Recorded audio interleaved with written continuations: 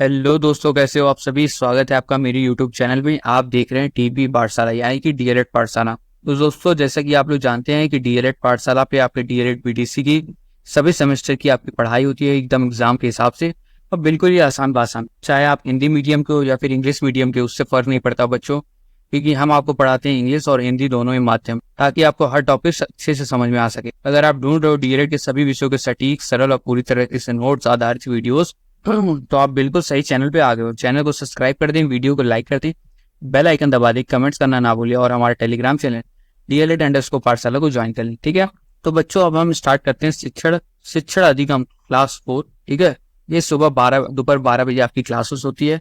चलिए हम लोग रिविजन कर लेते हैं, लास्ट क्लास में हमने क्या पढ़ा था, उसके बाद आगे की क्लास हम लोग कंटिन्यू करते हैं। ठीक है, तो चलो देखते हैं, पेन उठाते हैं यहाँ से पहले। शिक्षण के सिद्धांत यानी थ्योरीज ऑफ टीचिंग। ठीक है, थ्योरीज ऑफ टीचिंग, इसमें क्या है, पढ़ने के तरीके जो शिक्षण को सरल, सारस और रोचक बनाते हैं, ताकि बच्चा सक्रिय यानी एक्टिव होकर ज्ञान प्राप्त करता है, उसी को शिक्षण के सिद्धांत कहते हैं बच्चे। स्किनर परिभाषा दी थी इन्होंने, किसी विषय को व्यवस्थित, संगठित, सुसंगठित, निश्चित क्रम में प्रस्तुत करना ही आपका, स्किनर के अनुसार इन्होंने डिफिनेशन दिया था शिक्षण के सिद्धांत का। कला और विज्ञान दोनों है ये। और रोज के अनुसार शिक्षक कैसा व्यवहार करे, क्यों करे, और उसका क्या प्रभाव पड़ता है बच्चे पे, ये है शिक्षण सिद्धांत के आधार हमने देखे, जिसमें शिक्षण कला विज्ञान है, कला और विज्ञान है, शिक्षक व्यवहार में सुधार है, सीखने की परिस्थितियां मुख्य, तो सीखने की परिस्थितियां मुख्य आधार, पाठ्य वस्तु में सिद्धांतों का होना, स्वतंत्र अनुशासन, ये आपके पांच क्या हो गए, शिक्षण के सिद्धांत हो गए, शिक्षण सिद्धांत का आधार हो गए। ठीक है, शिक्षण के मूलभूत सिद्धांत जो होते हैं आपकी, क्रियाशीलता का सिद्धांत, करके सीखना, बच्चा सक्रिय रहे। ठीक है, फॉर्मल के अनुसार। रुचि का सिद्धांत, रुचि से काम जल्दी सीखता है। ठीक है, प्रेरणा का सिद्धांत यानी आंतरिक शक्ति जो लक्ष्य प्राप्ति तक चलाए। अध्यापक माता पिता का योगदान के लिए के अनुसार। निश्चित उद्देश्य का सिद्धांत यानी हर क्रम पाठ को स्पष्ट उद्देश्य हो। ठीक है, जीवन से संबंध स्थापन का सिद्धांत यानी शिक्षा को जीवन से जोड़ना, जो NCF करिकुलम है, नेशनल करिकुलम फ्रेमवर्क जिसको बोलते हैं, 2005 का। ठीक है, व्यक्तिगत विभिन्नता का सिद्धांत यानी बच्चों की रुचियां, योग्यता और अभिवृत्ति अलग अलग होती है। नियोजन का सिद्धांत यानी योजना बनाकर कार्य करना। और पाठ सामग्री केंद्र चयन का सिद्धांत यानी बच्चों के अनुकूल और बौद्धिक स्तर के अनुसार सामग्री चुनना। ठीक है बच्चों, फिर हमने देखा शिक्षण के सूत्र यानी मैक्सिम्स ऑफ टीचिंग, जो ज्ञात से अज्ञात की ओर, सरल से कठिन की ओर, मूर्त से अमूर्त की ओर, विशिष्ट से सामान्य की ओर, और पूर्ण से अंश की ओर। ठीक है, अब हम लोग इसी के बारे में आज की क्लासेस में पढ़ेंगे। चलो स्टार्ट करते हैं हम लोग शिक्षण सूत्र यानी मैक्सिम्स ऑफ टीचिंग। ठीक है, तो बच्चों, क्या आपने कभी सोचा है कि टीचर कैसे आपको मुश्किल चीजों को आसानी से समझा देता है। वे कुछ खास तरीकों का इस्तेमाल करता है, जिन्हें शिक्षण सूत्र कहते हैं। ठीक है, समझ में आया। अध्यापक यानी टीचर और मनोवैज्ञानिक यानी साइकोलॉजिस्ट ने पढ़ाने के काम को और ज्यादा अच्छा बनाने के लिए अपनी सूझबूझ यानी अंडरस्टैंडिंग, सुझाव यानी सजेशन, और रास्ते यानी मार्गदर्शन, गाइडलाइन दी। ठीक है, यही सुझाव और रास्ते शिक्षण सूत्र कहलाते हैं। क्या कहलाते हैं? शिक्षण सूत्र कहलाते हैं।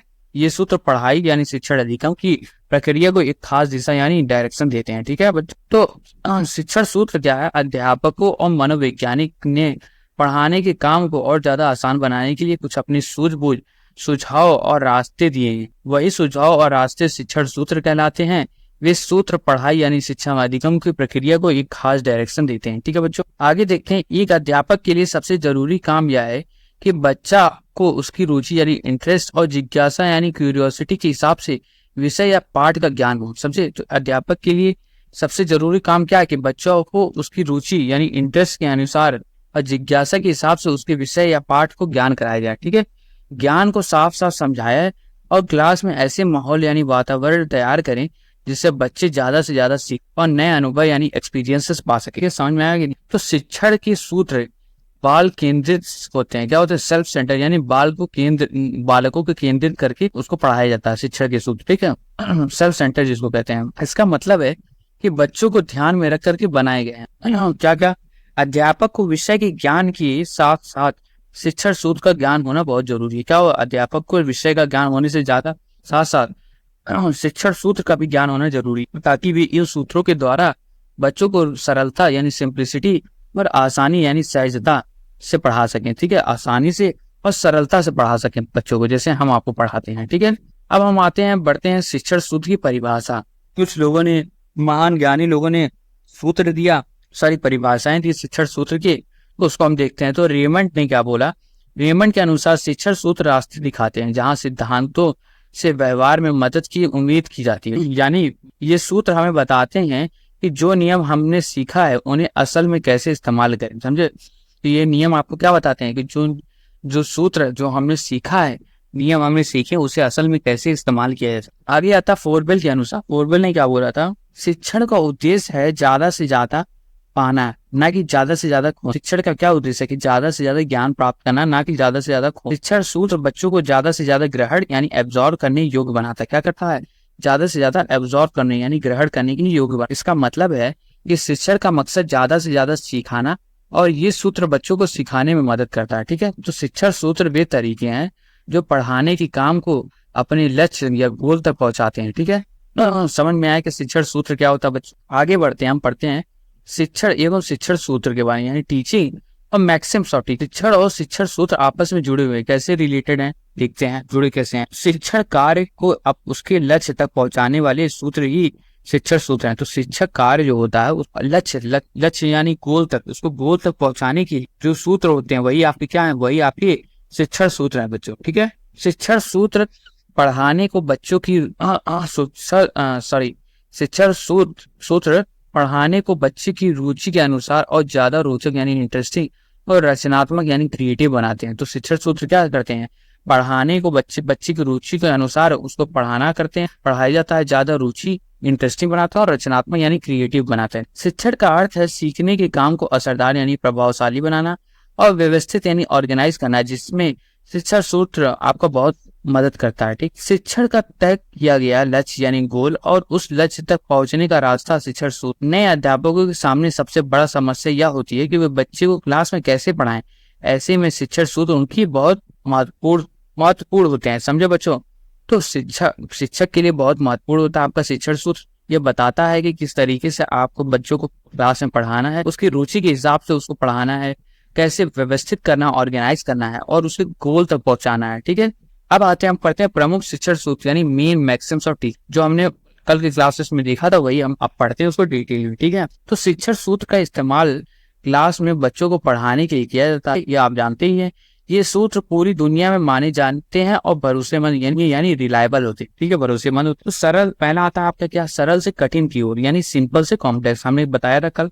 इस नियम के अनुसार क्या होता है, सबसे पहले बच्चों को आसान बातें यानी सिंपल थिंग्स को सिखानी चाहिए, उसके बाद धीरे धीरे उन्हें मुश्किल बातें यानी कॉम्प्लेक्स थिंग की ओर ले जाना चाहिए। ठीक है, बच्चों के लिए पहले आसान चीजें सीखना आसान होता है, फिर वो धीरे धीरे कठिनाई सीख पाते हैं। ठीक है, धीरे धीरे इंसान को सिखाना चाहिए और पहले आसानी से सिखाओगे आसान चीजें, फिर उसके बाद धीरे धीरे आगे बढ़ोगे डिफिकल्ट की। डायरेक्ट डिफिकल्ट कर दोगे तो वैसे ही वो थक जाएगा, हार जाएगा, वो कहेगा सब्जेक्ट हमको पढ़ना ही नहीं है। ठीक है, तो टीचर को इस बात का ध्यान देना चाहिए कि बच्चे को पहले सरल चीजें कैसे सिखाएं और फिर कठिन चीजों की ओर किस प्रकार ले। उदाहरण क्या होता है, जैसे गुणा भाग जोड़ घटाव सिखाने से पहले गिनती का ज्ञान होना। ठीक है, तो पहले गिनती आनी चाहिए, उसके बाद गुणा भाग करोगे ना। इसी तरीके से फूल की वर्गीकरण यानी क्लासिफिकेशन ऑफ फूल करोगे यानी फ्लावर, तो सिखाने से पहले फूल के बारे में बताना चाहिए। ठीक है, इतिहास में तारीखों और युद्ध से पहले इतिहास की छोटी छोटी कहानियां आपको बतानी चाहिए। जैसे हम आपको पढ़ाते हैं, थर्ड सेमेस्टर का एसएसटी पढ़ा रहे हैं, हिस्ट्री, जिसमें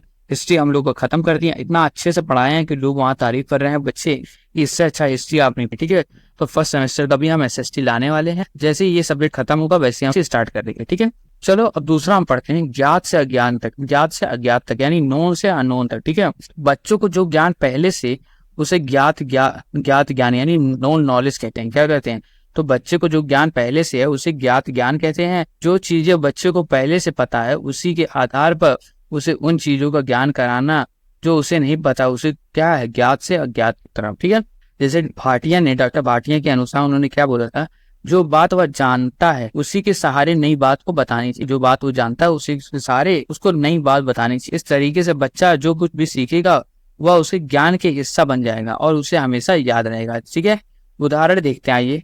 जैसे वर्णमाला का ज्ञान कराने से पहले बच्चे को अक्षर के बारे में पूछना जो वो पहले से जानता हो। ठीक है, ये आपको क्या होगा, ज्ञात से अज्ञात तक। ठीक है, गणित में पहाड़ा यानी मल्टीप्लिकेशन सिखाने से पहले गिनती यानी काउंटिंग का ज्ञान होना। यह आपका क्या, गणित का पहाड़ा यानी टेबल सिखाने से पहले काउंटिंग का ज्ञान होना आपका यही, हमने बच्चों। ठीक है बच्चों, तीसरा आता है आपका स्थूल से सूक्ष्म की ओर, यानी कंक्रीट से एब्स्ट्रैक्ट की ओर। कल की क्लासेस में हमने बताया कि कंक्रीट क्या है और एब्स्ट्रैक्ट क्या है। तो जिस चीज को आप छू सकते हैं या देख सकते हैं वो आपका कंक्रीट हो गया, और जिस चीज को आप केवल महसूस कर सकते हैं, ना उसको छू सकते हैं ना देख सकते हैं, वो आपका क्या होगा, एब्स्ट्रैक्ट हो। ठीक है, जैसे आपका हवा, फीलिंग्स, ये सारी क्या एब्स्ट्रैक्ट चीजें हैं। तो स्थूल यानी कंक्रीट मतलब वे चीजें जिन्हें हम देख सकते हैं, छू सकते हैं या महसूस कर सकते हैं। और सूक्ष्म यानी एब्स्ट्रैक्ट मतलब वे विचारें या बातें जिन्हें हम सिर्फ सोच सकते हैं, देख नहीं सकते या छू नहीं सकते हैं। ठीक है, तो इस सूत्र के अनुसार बच्चों को पहले ठोस चीजें जैसे खिलौना, चित्र दिखाकर समझाना चाहिए, फिर उनसे जुड़ी बारीकी यानी सूक्ष्म बातें या विचारें बतानी चाहिए। ठीक है, उदाहरण क्या हुआ, जैसे गणित में जोड़ सिखाने से के लिए पहले कंकड़ या उंगलियों का इस्तेमाल करना चाहिए। ठीक है, उंगलियों का इस्तेमाल कैसे, काउंटिंग सिखाते हैं 1 2, फिर सिर्फ संख्याओं से जोड़ना सिखाना चाहिए। ठीक है, इस तरीके से उसको पहले उसको कंक्रीट से लेकर के उसको एब्स्ट्रैक्ट जाना चाहिए। ठीक है, तो गणित में जोड़ सिखाने के लिए पहले कंकड़ या उंगलियों का इस्तेमाल करना, फिर सिर्फ संख्या से जोड़ सिखाना। ठीक है, चौथा आता है आपका पूर्ण से अंश तक। चौथा आता है क्या, पूर्ण से अंश तक यानी होल से पार्ट तक। ठीक है, इसमें क्या होता है, इस सूत्र के अनुसार पहले बच्चों को किसी चीज का पूरा रूप यानी होल दिखाना चाहिए, पूरा रूप दिखाना चाहिए, फिर उसके छोटे छोटे हिस्से यानी पार्ट्स के बारे में बताना चाहिए। ठीक है, तो पहले एक ब्रॉड चीजें बता दो, ओवरऑल, और फिर धीरे धीरे एक एक करके उसके पार्ट्स के बारे में बात करो। इससे बच्चे को पूरी बातें समझने में आसानी होगी। एग्जाम्पल देखते हैं, जैसे शरीर के अंगों के बारे में पढ़ाने से पहले पूरे शरीर का चित्र दिखाना, उसके बाद धीरे धीरे उसके अंग के बारे में बात करना। ठीक है, ये आपका क्या हो गया, ये आपका हुआ बच्चों पूर्ण से लेकर के अंश तक। ठीक है, पांचवा आता है अनिश्चित से निश्चित तक। क्या आता है, अनिश्चित से निश्चित तक। इसमें क्या होता है बच्चों, इसको क्या होता है, फ्रॉम इनडिफिनिट से डिफिनिट, यानी बच्चे पहले चीजों को थोड़ा बहुत जानते हैं, ठीक है, उनके विचार साफ नहीं होते। क्या होते हैं, उनके विचार जो है वो साफ नहीं होते, अनिश्चित होते हैं। टीचर को उन्हीं ऐसी शिक्षा देनी जिससे उनके विचार साफ और पक्के निश्चित हो जाए। ठीक है, तो बच्चे पहले चीजों को थोड़ा बहुत जानते लेकिन उनके विचार साफ नहीं। ठीक है, टीचर को उन्हीं ऐसे शिक्षा देनी चाहिए जिससे उनके विचार साफ हो और पक्के हो जाएं। ठीक है, इसी को क्या कहते हैं, फ्रॉम इनडेफिनिट से डेफिनिट तक। छठा आता है प्रत्यक्ष से अप्रत्यक्ष की ओर, यानी फ्रॉम सीन टू अनसीन। इसमें क्या होता है, इस सूत्र के अनुसार बच्चों को पहले वो बातें सिखानी चाहिए जो वे देख सकते हैं। क्या उसे देख सकते हैं यानी प्रत्यक्ष, सीन कर सकते हैं और अनुभव कर सकते हैं। फिर उन्हें वो बातों की ओर ले जाना चाहिए जो वे देख नहीं सकते यानी अप्रत्यक्ष, यानी अनसीन है या सीधे महसूस नहीं कर सकते। ठीक है, उदाहरण, पौधे को दिखाकर उनके बारे में बताना, फिर पौधे को उद्देश्य अदृश्य हिस्सों यानी जैसे जड़ है, ठीक है, रूट्स वगैरह, इनके बारे में समझाना। तो ये सीन से अनसीन हो गया। अब आते हैं विशिष्ट से सामान्य की उदाहरण या उदाहरण से सिद्धांत की ओर। ठीक है, यानी फ्रॉम पर्टिकुलर टू जनरल या फ्रॉम एग्जाम्पल टू प्रिंसिपल। इसमें क्या होता है, इस सूत्र के अनुसार पहले बच्चों को कुछ खास उदाहरण देने चाहिए। क्या देने चाहिए, फिर कुछ खास उदाहरण देने चाहिए, फिर उन उदाहरण के आधार पर एक सामान्य यानी जनरल रूल बनाना चाहिए, सिद्धांत को समझाना चाहिए। जैसे क्या हुआ, उदाहरण, कई सारे सेब दिखाकर बताना चाहिए कि ये फल है। क्या है, कई सारे सेब दिखा दो बच्चों को, फिर उनको बता दो कि ये फल है। क्या है, फल है यानी फ्रूट्स है। फिर फल क्या होता है ये, और इसके नियम बताना। ये सारी चीजें आपको क्या है, ये सारी चीजें आपकी पर्टिकुलर टू जनरल है, यानी या फिर एग्जाम्पल टू प्रिंसिपल है। ठीक है, आठवां आपका आता है विश्लेषण से संश्लेषण की ओर, यानी फ्रॉम एनालिसिस टू सिंथेसिस। ठीक है, तो विश्लेषण यानी एनालिसिस का मतलब है किसी बड़ी चीज को छोटे छोटे हिस्सों में तोड़कर समझाना। विश्लेषण क्या होता है कि कोई बड़ी चीज है अब उसको छोटे छोटे चीजों में फ्रेगमेंटेशन कर दो। ठीक है, तोड़ तोड़ के समझाओ, इसी को कहते हैं विश्लेषण। ठीक है, संश्लेषण क्या मतलब होता है, उन छोटे छोटे हिस्सों को जोड़कर पूरी बातों को समझाना, ये उसका क्या होता है, संश्लेषण होता है। ठीक है, तो टीचर को पहले किसी मुश्किल चीजों को हिस्सों में तोड़कर समझाना चाहिए, फिर उन हिस्सों को जोड़कर पूरी बातों को क्लियर करना चाहिए। ठीक है, उदाहरण क्या हुआ, एक कहानी के किरदार और घटनाओं को अलग अलग समझाना विश्लेषण है, और फिर पूरी कहानी का मतलब बताना क्या है, आपका संश्लेषण है। ठीक है, इसी को क्या कहते हैं, फ्रॉम एनालिसिस टू सिंथेसिस। बच्चों, नौवां आता है, आपको 2-3 स्लाइड है। ठीक है, नौवां आता है, 9th पॉइंट आता है मनोवैज्ञानिक से तर्क संगत की ओर, यानी फ्रॉम साइकोलॉजिकल टू लॉजिकल। ठीक है, तो पहले बच्चों को मनोवैज्ञानिक स्थिति यानी साइकोलॉजिकल स्टेट, उनकी रुचि और क्षमता के हिसाब से पढ़ाना चाहिए। पहले बच्चों को क्या करना चाहिए, उनकी मनोवैज्ञानिक स्थिति से, उनकी रुचि से और उनकी क्षमता के हिसाब से पढ़ाना चाहिए। फिर धीरे धीरे उसे उस विषय के तर्क संगत यानी लॉजिकल और व्यवस्थित ज्ञान की ओर ले जाना चाहिए। ठीक है, यही आपका क्या है, फ्रॉम साइकोलॉजिकल टू लॉजिकल। समझे। 10वां आपका क्या है, 10वां आपका है अनुभूति से युक्त यानी तर्कपूर्ण की ओर। फ्रॉम इम्पेरिकल से रेशनल तक। तो अनुभूत यानी इम्पेरिकल मतलब जो हमने खुद अनुभव किया हो या महसूस किया हो, उसको क्या बोलते हैं, अनुभूत बोलते हैं। और युक्त युक्त क्या होता है, युक्त क्या होता है, यानी रेशनल और लॉजिकल मतलब जिसमें तर्क हो, जो समझदारी से भरा हो। पहले बच्चों को अपने अनुभव से जोड़कर पढ़ाना चाहिए, फिर उन्हें उन अनुभव के पीछे के तर्क या वैज्ञानिक कारण बताने चाहिए। ये आपका क्या है बच्चों, यही आपका आपका अनुभूत से युक्त यानी तर्कपूर्ण की ओर है। ठीक है। 11वां आता है प्रकृति के अनुसरण यानी फॉलो नेचर के हिसाब से, यानी नेचर पे छोड़ देना चाहिए, प्रकृति पे, प्रकृति को सिखाती। ठीक है। तो इस सूत्र के अनुसार टीचर को बच्चे को उसकी अपनी प्राकृतिक गति जो उसका नेचुरल स्पीड है और तरीके से सीखने देना चाहिए, अपने तरीके से सीखना देना चाहिए, प्राकृतिक तरीके से। बच्चे की उम्र, क्षमता और विकास के हिसाब से पढ़ाना चाहिए, ना कि जबरदस्ती। यही आपका क्या प्रकृति का अनुसरण है। समझे बच्चों कि ये इतने सारे हमने मैक्सिमम्स ऑफ अधिगम सीखे, मैक्सिमम्स ऑफ नहीं, प्रमुख शिक्षण सूत्र हमने पढ़ा, मेन मैक्सिमम्स ऑफ टीचिंग। ठीक है। अब हम देखते हैं शॉर्ट नोट डिस्कस कर लेते हैं। तो परीक्षा के लिए संक्षिप्त नोट्स क्या है, शिक्षण सूत्र यानी मैक्सिमम्स ऑफ टीचिंग। अर्थ क्या होता है, अध्यापक और मनोवैज्ञानिक द्वारा दिए गए मार्गदर्शक सिद्धांत जो शिक्षण को प्रभावी बनाते हैं, उसी को क्या बोलते हैं, शिक्षण सूत्र बोलते हैं। आधार आपका बाल केंद्रित हो गया। ठीक है। उद्देश्य क्या है, पढ़ाने को सरल, सहज और रोचक बनाना, बच्चों को सक्रिय अधिगम कराना। ठीक है। रेमंड के अनुसार सिद्धांत से व्यवहार में सहायता। ठीक है। कोरबल के अनुसार बच्चों को अधिक ग्रहण करने की योग्य बनाना। ठीक है। प्रमुख शिक्षण सूत्र के बारे में हम देखते हैं, सरल से कठिन की ओर, पहले आसान फिर मुश्किल, ज्ञात से अज्ञात की ओर यानी पहले ज्ञात ज्ञान के आधार पर फिर अज्ञात का ज्ञान, स्थूल से सूक्ष्म की ओर यानी ठोस देखने छूने वाली चीजों से अमूर्त विचारों की ओर। ठीक है, थिंकिंग की ओर। पूर्ण से अंश की ओर यानी पहले पूरा बताना फिर हिस्सा समझाना। पांचवा आपका आता अनिश्चित से निश्चित की ओर यानी अस्पष्ट विचारों को स्पष्ट करना। छठा क्या आता आपका प्रत्यक्ष से अप्रत्यक्ष की ओर यानी देखी हुई चीजों को से अनदेखी बातों की ओर जाना। ठीक है। सातवां आता है विशिष्ट से समान की ओर, उदाहरण से सिद्धांत। ठीक है, उदाहरण से नियम बनाना। आठवां आता आपका विश्लेषण से संश्लेषण की ओर यानी हिस्सों में तोड़कर समझाना फिर जोड़कर पूरी बातों को। ठीक है बच्चों। नौवां आता है आपका मनोवैज्ञानिक से तर्क संगति की ओर यानी बच्चे की रुचि क्षमता के अनुसार शुरू कर तार्किक ज्ञान यानी लॉजिकल थिंकिंग देना। अनुभूत से युक्त तक यानी तर्कपूर्ण की ओर यानी अनुभव से तर्क तक जाना। फिर आता है 11वां यानी लास्ट प्रकृति का अनुसरण यानी नेचर्स के बारे में। तो बच्चे से प्रकृति गति जो नेचुरल स्पीड है और तरीके से सीखने देना चाहिए, उस पर कोई बोझ नहीं बनना चाहिए। ठीक है बच्चों। तो कैसी थी ये क्लास, आशा करता हूँ आप लोग को पसंद आई होगी। बच्चों हमारे टेलीग्राम चैनल ज्वाइन कर ले, DLED_पाठशाला, वहाँ पे आपको नोट्स मिल जाएगा, PDF आपको फ्री में मिल जाएगी। ठीक है।